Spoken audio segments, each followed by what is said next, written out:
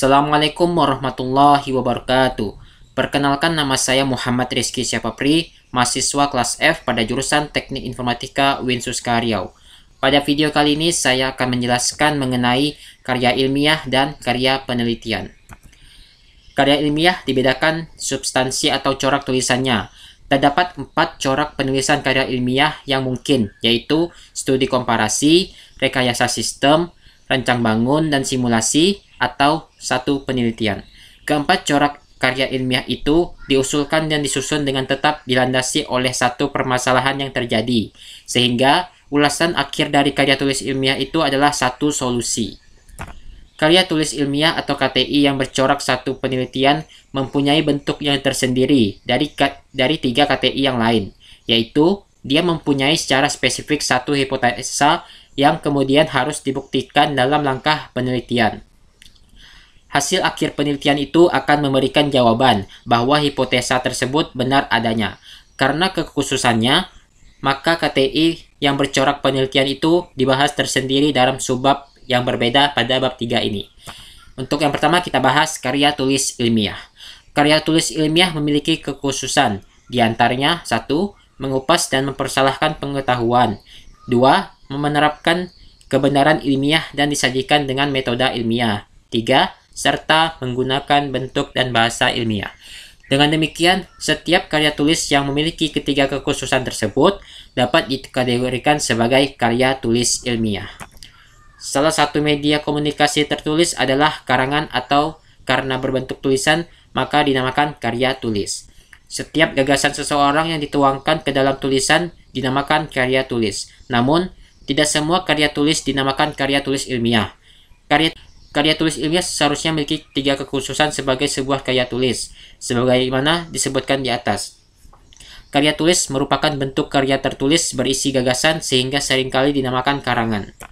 Banyak sekali bentuk-bentuk karangan yang dapat dijumpai dalam naskah tertulis. Salah satu di antaranya adalah karangan ilmu pengetahuan. Namun, karangan ilmu pengetahuan itu terbagi ke dalam karangan ilmu pengetahuan yang bersifat ilmiah dan karangan yang bersifat non-ilmiah.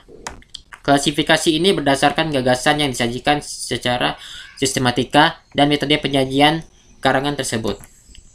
Karya tulis atau karangan ilmiah menyajikan gagasan atau argumen keilmuan berdasarkan fakta. Gagasan keilmuan itu harus dapat dipercaya dan diterima kebenarannya, sehingga perlu kriteria penyajian secara benar. Gagasan dalam karya ilmiah seharusnya disajikan dengan tidak membuat pihak lain atau sidang pembaca ragu untuk menerimanya. Penerimaan sidang pembaca terhadap komunikasi tertulis yang ilmiah didasarkan pada pemenuhan indikator sebuah karangan ilmiah. Berdasarkan paparan di atas, maka dapat dinyatakan bahwa KTI berupa karya atau produk dari komunikasi ilmiah secara tertulis. Seseorang yang berkomunikasi secara tertulis tetapi tidak disusun secara ilmiah belum dapat dinyatakan sebagai komunikasi ilmiah. Demikian pula, jika seseorang berkomunikasi secara tertulis yang disusun dengan pola penulisan ilmiah, tetapi materi yang dikomunikasikan tidak ilmiah, maka ini tidak bisa termasuk ke dalam karya tulis ilmiah. Dengan demikian, dapat dinyatakan bahwa karya tulis ilmiah itu adalah karangan yang berisi gagasan ilmiah yang disajikan secara ilmiah serta menggunakan bentuk dan bahasa ilmiah. Karya tulis ilmiah ada kaitannya dengan perkembangan ilmu pengetahuan, yaitu KTI mengusung permasalahan keilmuan. Materi yang dituangkan ke dalam tulisan ilmiah berupa gagasan-gagasan yang baik, berupa hasil kajian ilmiah maupun hasil-hasil penelitian yang disajikan dalam karya tulis ilmiah. Gagasan-gagasan itu merupakan gambaran perkembangan ilmu pengetahuan yang terekam dalam tulisan ilmiah. Mungkin saja terdapat pula perkembangan ilmu pengetahuan yang belum dikomunikasikan secara tertulis dalam karya ilmiah. Namun, pada umumnya perkembangan ilmu pengetahuan itu hampir sering disajikan dalam bentuk karya tulis ilmiah. Ilmu pengetahuan atau sering disebut sains berbeda dengan pengetahuan umum. Ilmu pengetahuan sering disebut pula dengan ilmu pengetahuan ilmiah.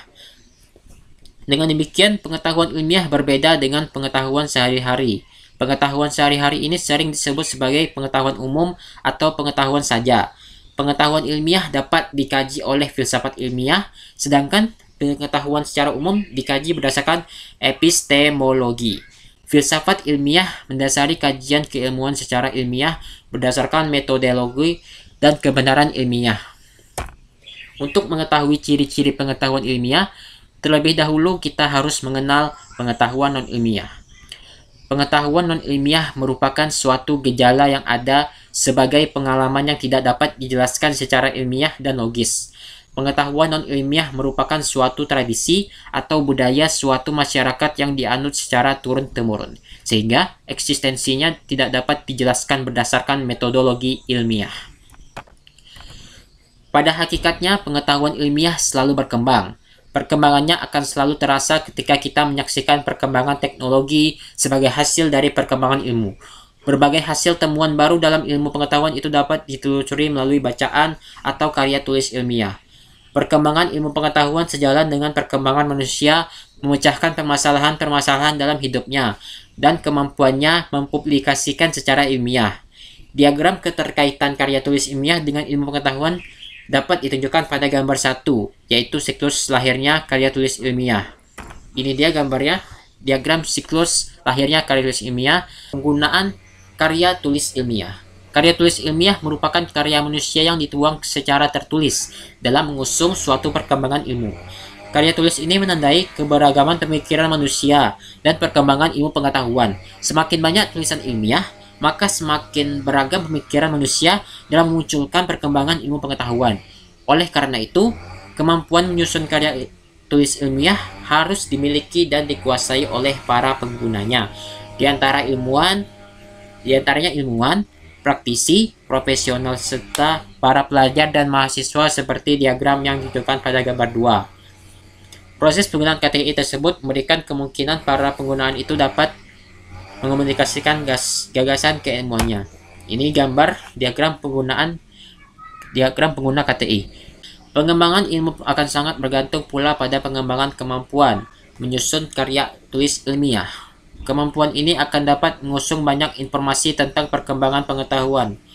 Pengembangan kemampuan menyusun karya tulis ilmiah di kalangan siswa atau mahasiswa telah banyak dilakukan, mulai dari pengembangan terhadap penguasaan unsur-unsur bahasa sampai dengan pengembangan terhadap kemampuan melakukan tahapan proses kreatif. Pengembangan kemampuan menulis di sekolah-sekolah atau di perguruan tinggi tidak secara khusus dilakukan dalam bentuk pelatihan, kecuali pada beberapa tempat yang dilakukan program workshop menulis yang berorientasi pada pengembangan menulis secara langsung. Pada umumnya, kemampuan menyusun karya tulis ilmiah yang dimiliki para pelajar kemungkinan sebagian besar karena dia mampu melatih dirinya. Kemampuan yang dimilikinya itu merupakan upaya seseorang dalam melakukan kegiatan pengembangan diri dalam menulis. Kemampuan menulis karangan bagi para pelajar sangatlah penting sebagai bentuk kegiatan berkomunikasi ilmiah secara tertulis. Dari para pelajar sangat diharapkan bermunculan berbagai pemikiran atau gagasan keilmuan yang dapat melengkapi khazanah perkembangan ilmu pengetahuan. Hal serupa terjadi pula pada perguruan tinggi. Pada umumnya, para mahasiswa beroleh kesulitan di dalam menulis karangan ilmiah. Para mahasiswa sering menghasilkan makalah yang kurang memenuhi kriteria sebagai karangan ilmiah karena keterbatasan kemampuan dalam menulis karangan ilmiah yang dimilikinya. Demikian pula ketika mahasiswa akan menyelesaikan studinya dan dituntut dapat membuat karangan ilmiah berupa penuangan secara tertulis gagasan hasil penelitian. Mereka mendapat kesulitan dalam merangkai gagasan tertulis ke dalam bentuk karangan ilmiah yang harus dilaporkan ke dalam bentuk skripsi, tesis, ataupun disertasi. Kesulitan menyusun karya tulis ilmiah dialami pula oleh para peneliti ataupun guru yang melakukan penelitian tindakan kelas. Pelaksanaan penelitian berlangsung sesuai dengan prosedur yang sudah direncanakan. Namun, ketika akan menyampaikan laporan dalam bentuk karya tulis ilmiah mengalami kesulitan. Kesulitan itu terutama berkaitan dengan lemahnya pemahaman teknis dalam menyusun karya tulis ilmiah. Lalu kita bahas selanjutnya yaitu karya tulis ilmiah populer. Telah diuraikan di atas bahwa ciri-ciri karya tulis ilmiah yaitu KTI itu adalah karangan yang berisi gagasan ilmiah yang disajikan secara ilmiah serta menggunakan bentuk dan bahasa ilmiah. Yang dimaksud populer di sini ialah dikenal dan mudah dipahami oleh orang banyak.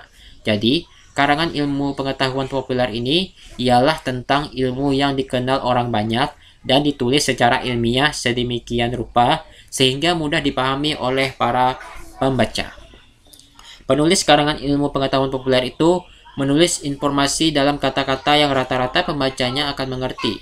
Gaya bahasa dalam karangan ilmu pengetahuan populer itu tidak formal. Kata-katanya tidak khas teknis. Jika terpaksa digunakan istilah teknis, maka itu segera diikuti definisi sehingga pembaca umum dapat memahami maksudnya tanpa banyak usaha. Yang kedua, mempopulerkan ilmu pengetahuan. Tidak semua ilmuwan itu dapat memahami cara tingkatan berpikir seseorang dalam masyarakat umum. Kebanyakan mereka berpendapat bahwa menulis karangan ilmu pengetahuan populer itu adalah membuang-buang waktu, dan karangan ilmu pengetahuan yang ditulis tidak dengan teknis itu tidak lengkap dan tidak ekstak atau tidak bermutu. Namun demikian, di antara ilmuwan ada yang berpendapat bahwa ilmu pengetahuan yang bertingkat tinggi itu dapat juga diterangkan melalui bahasa sehari-hari. Mempopulerkan ilmu pengetahuan tingkat tinggi itu adalah mengabdikan pengetahuan ilmiah. Seorang ilmuwan barulah mendapat pengakuan sebagai ilmuwan besar setelah ia mempopulerkan ilmunya. Sebab setelah ilmu itu diterangkan dengan istilah-istilah dan bahasa sehari-hari, barulah orang umum memahami aplikasinya. Teori relativitas diakui kebesarannya oleh Einstein sendiri menulis buku tentang teori itu secara populer. Cara untuk mempopulerkan ilmu pengetahuan dalam KTI itu bermacam-macam, tetapi umumnya yaitu sebagai berikut, yaitu yang pertama, menyatakan hasilnya. Penemuan ilmiah terbesar itu adalah berupa pernyataan-pernyataan yang didasarkan pada hasil observasi atau percobaan-percobaan atau hasil penalaran matematis yang mendasar. Walaupun hasil penemuan-penemuan ilmiah itu berdasarkan teknologi tinggi, namun semuanya dapat dinyatakan secara populer. Teori gravitasi dan teori evolusi misalnya diterangkan dengan istilah-istilah bahasa sehari-hari. Yang kedua, sejarah kerja ilmuwan penemunya. Ilmu pengetahuan tentang bakteri, tentang listrik, dan tentang antibiotik misalnya dapat dipahami dengan mudah oleh masyarakat umum melalui cerita berturut-turut tentang cara-cara inokulasi oleh Pasteur, tentang sifat-sifat listrik oleh Faraday, dan tentang biakan bakteri yang tercemar oleh cendawan yang dialami oleh Fleming. Jika sejarah penemuan ilmu itu ditulis secara gamblang dengan bahasa sehari-hari, maka arti penemuan ilmu itu menjadi sangat besar dan dapat diabadikan kepada masyarakat. Yang ketiga, deskripsi jalannya percobaan atau pengamatan. Dengan cara ini, penulis karangan ilmu pengetahuan populer seolah-olah melihat sendiri proses percobaan atau pengamatan yang dikerjakan oleh penemunya. Ia menyajikan tulisan dengan bahasa sehari-hari tentang apa yang dilihatnya, sehingga pembaca seolah-olah ikut melihat sendiri di bawah mikroskop atau menonton jalannya percobaan dalam laboratorium. Yang keempat, cerita fiktif tapi berdasar ilmu. Penulis yang berdaya imajinasi tinggi dan berpengetahuan ilmiah dapat menulis cerita fiktif tentang pengamatan gerhana matahari total di Tanjung Kodok, Jawa Timur pada tahun 1983, atau tentang mata-mata Rusia yang berusaha memperoleh rahasia bom atom dari Amerika, atau tentang seorang dokter yang sedang menghadapi seorang pasien dan menemui buah simalakama, yaitu menghadapi dua macam pilihan masing-masing berat. Cerita fiktif yang berdasarkan ilmu dan isinya kurang mementingkan hiburan akan mampu mempopulerkan ilmu pengetahuan itu sendiri. Lalu untuk pembahasan yang kedua, kita bahas mengenai karya tulis penelitian.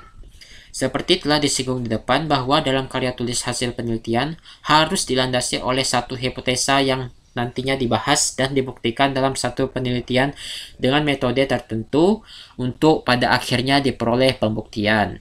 Hasil pembuktian yang ternyata benar merupakan kesimpulan yang disebut sebagai tesa. Tesa akhirnya dapat menjadi satu teori yang dapat menjadi rujukan. Tesis atau bahasa Inggrisnya tesis merupakan istilah umum untuk suatu tulisan akademik yang dilakukan oleh mahasiswa yang diwajibkan oleh perguruan tinggi. Biasanya, tesis terdiri dari beberapa bab, yaitu pendahuluan, bab tinjauan literatur, metodologi, temuan dan pembahasan, kesimpulan dan rekomendasi. Tahapan yang biasanya dilakukan dalam penulisan untuk tesis mirip dengan tahapan-tahapan yang ditempuh dalam menulis makalah penelitian. Bila selesai ditulis dan disetujui oleh pembimbing tesis, sebuah tesis dapat diajukan untuk diuji oleh dosen atau guru besar perguruan tinggi tempat mahasiswa belajar. Kadang-kadang terdapat perguruan yang mengizinkan sebuah tesis diuji oleh pakar dari luar perguruan tinggi yang bersangkutan. Penguji semacam ini biasanya disebut sebagai penguji luar atau external examiner. Lazimnya di Indonesia, tesis secara berurut-urut dijuluki sebagai satu untuk S1, yaitu disebut skripsi sarjana untuk jenjang pendidikan strata 1. Yang kedua, skripsi S2 atau skripsi magister untuk jenjang pendidikan strata 2 atau S2. Yang ketiga, disertasi atau disertasi doktoral untuk jenjang pendidikan strata 3 atau S3. Proposal penelitian di dunia akademik mengikuti suatu pola umum dengan 5 komponen, yaitu pendahuluan, studi yang diusulkan, termasuk pertanyaan penelitian, tinjauan literatur, dan kerangka teoretikal, prosedur penelitian dan referensi. Dan tentu saja format proposal penelitian dapat berbeda dari satu disiplin ilmu ke disiplin ilmu yang lain, dan sering bergantung kepada instruksi penyandang dana atau sponsor penelitian. Elemen-elemen kelima komponen itu yaitu sebagai berikut. Yang pertama, halaman depan. Halaman depan memiliki bagian judul proposal yang mencakup antara lain 1. Judul tesis atau studi. Yang kedua, nama jurusan dan fakultas. Yang ketiga, nomor dan nama mahasiswa. Yang keempat, bulan dan tahun pembuatan. Lalu ada pula bagian ringkasan proposal yang memuat abstrak ringkas tentang proposal. Lalu yang kedua ada bagian pendahuluan, terdiri dari pengantar dan latar belakang atau masalah studi. Yang kedua, pertanyaan penelitian kunci. Yang ketiga, tujuan penelitian. Yang keempat, delimitasi studi atau apa usul Anda agar keterbataan studi dapat ditata. Yang kelima, signifikansi penelitian. Yang ketiga, yaitu tinjauan literatur dan kerangka teorikal, yaitu tinjauan atas karya terdahulu dalam bidang yang dikaji yang relevan dengan pertanyaan penelitian. Bagian yang keempat, prosedur penelitian, yaitu meliputi rencana penelitian dan teknik atau metode yang diusulkan. Bagian ini terdiri dari 1. Selayang pandang tentang desain studi. Kedua, konsep-konsep kunci dan definisi-definisi dari istilah-istilah penting. 3. Data atau sumber informasi. 4. Pengumpulan data atau informasi yang diusulkan. 5. Metode yang diusulkan untuk menganalisis data. 6. Kerangka kerja yang biasanya meminjam dari sebuah teori yang menuntun studi kita. Yang ketujuh, rentang masa studi atau timeline dan budget. Bagian yang kelima yaitu referensi. Referensi terdiri dari 1. Daftar semua karya yang disortir dalam proposal yang direferensi dengan benar dan baik. Yang kedua, berikut adalah beberapa segi yang perlu diperhatikan dalam menyusun bagian-bagian utama sebuah proposal penelitian. Oke, ini ya judul proposal. Judul proposal penting karena kesan pertama begitu menggoda. Selanjutnya terserah pembaca. Oleh karena itu, seorang peneliti perlu memperhatikan hal-hal berikut yang konvensional dalam penelitian. 1. Lazimnya judul berkisar antara 12 dan 15 kata, memadai untuk menyampaikan tujuan studi. 2. Lazimnya judul memuat 3 aspek studi yang penting, yakni variabel, latar, dan subjek studi. Oke, itu dia penjelasan dari saya. Mohon maaf apabila ada kesalahan. Dan terima kasih. Wassalamualaikum warahmatullahi wabarakatuh.